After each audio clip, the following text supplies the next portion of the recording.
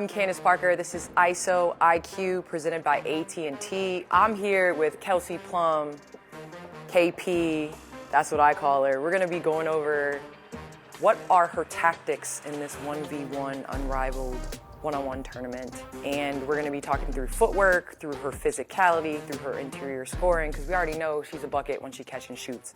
So, KP, what's up? How you feeling? What's up, Candy? Thanks for having me. This is awesome. I'm excited to break this down. Well, before we get into the 1v1 format, I wanted to just first touch on your adjustment this first season, playing 3v3 full court. We know you're an Olympic champion, in the half court, Olympic champion in 5v5, but this is your first experience in Miami playing this style of basketball. What have been your initial thoughts, and what has your adjustment been like? Yeah, I think when I first got out there, I realized okay, wow, this is even faster than I thought on TV, and more physical. So just trying to adjust to that, and then just trying to find your spots throughout the game. I think at times you can get sped up because it is so fast. So just trying to be super intentional on playing fast but not getting sped up. I'm grateful for just to be able to go out there and hoop.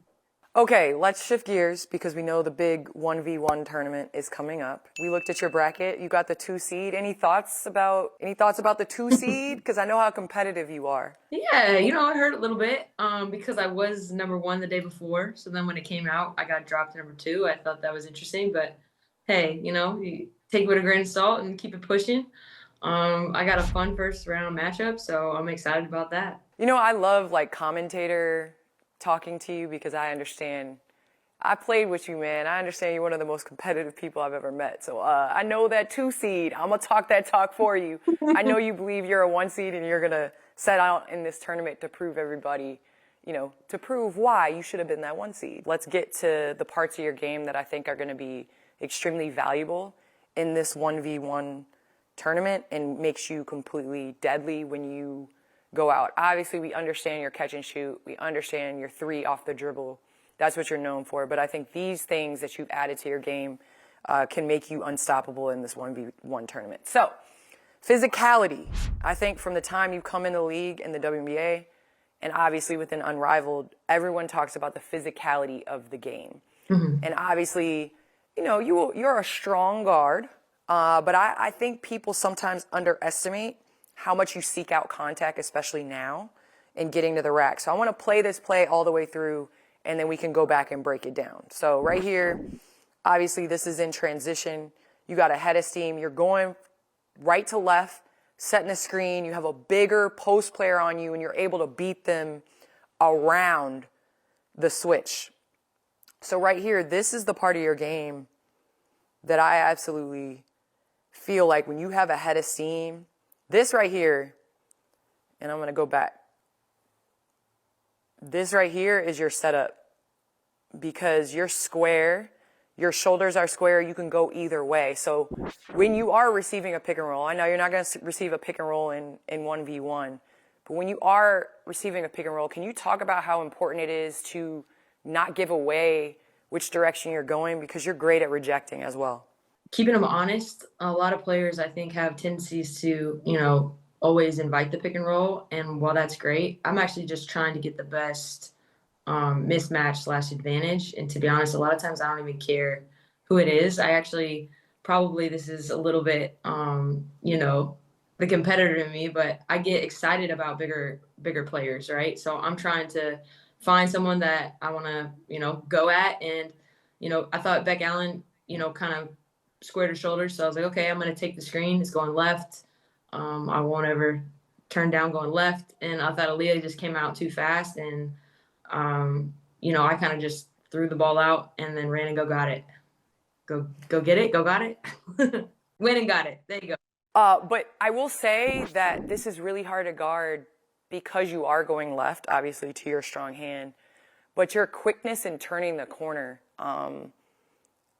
obviously is difficult because you always, as a big, are trying to protect this, right? Because we understand your step back, we understand your left to right, we understand especially when you're going right, that pull back that you do.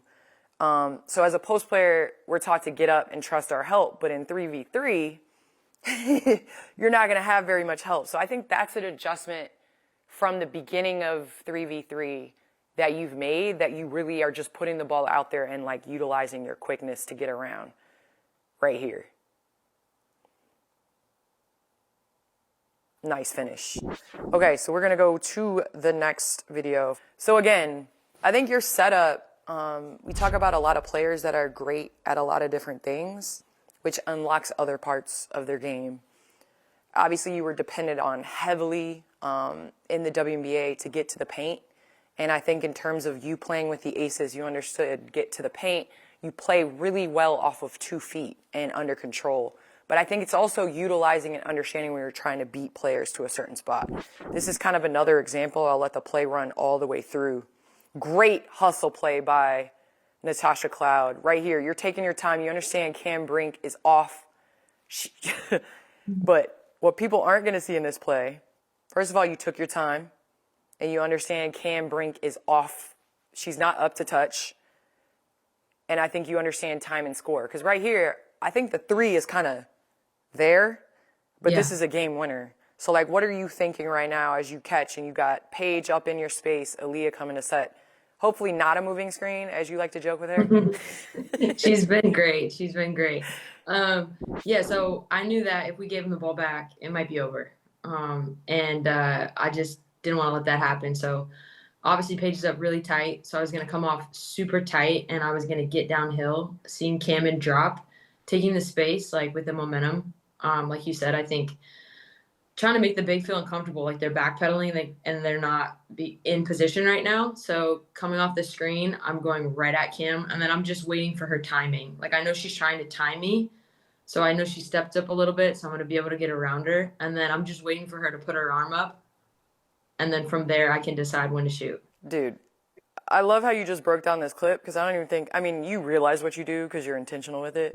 But as a big, when you're backpedaling, right? Here, look at Cam's feet. So automatically you're attacking that. But then it's this little slight hezzy that puts people, that makes her have to react to it.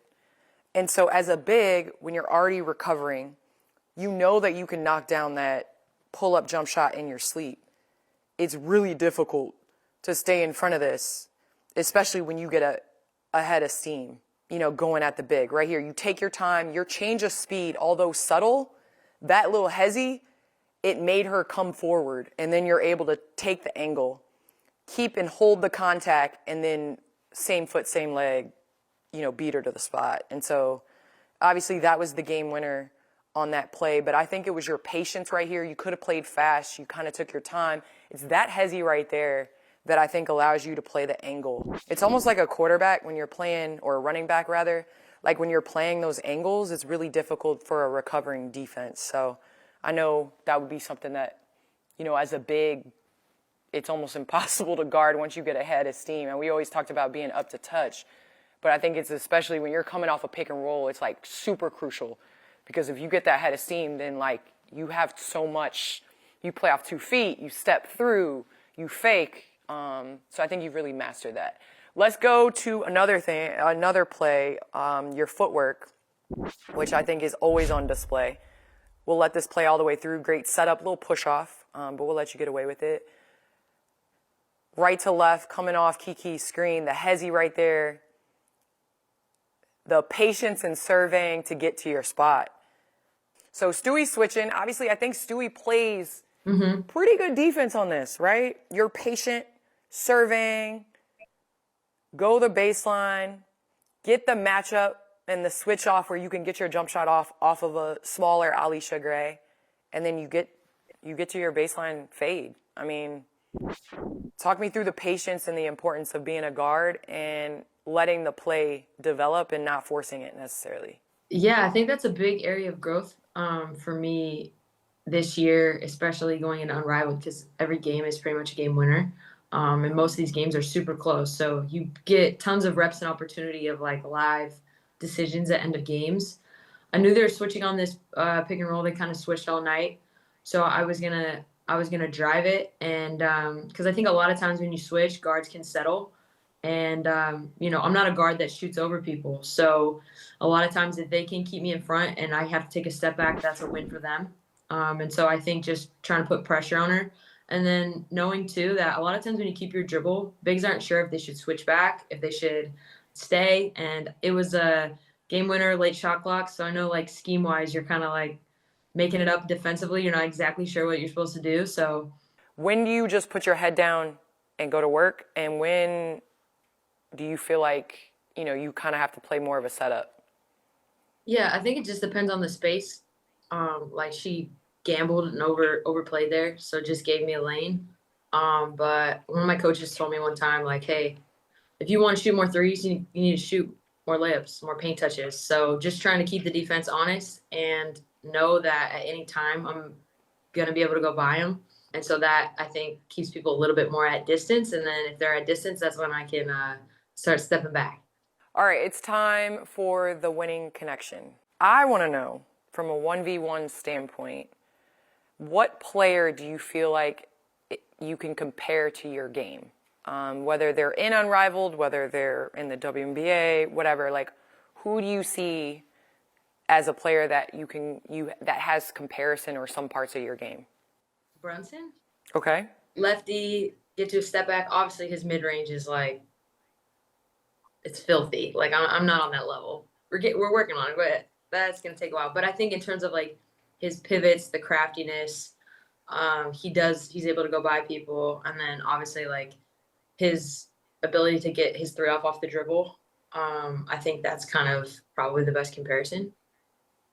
I think your first step as well, just in terms of your first step usually is always north-south. It's Yeah. not east-west. And I think that's what makes it harder for whatever size defender that you're attacking. Now, there is another side of the ball, okay? Mm-hmm. So what is your strategy now on the defensive end that will play to your benefit in 1v1? Yeah, it's been cool at Unrivaled because you get a lot of one-on-one opportunities defensively, and I feel like I've gotten a lot better over the course of the season.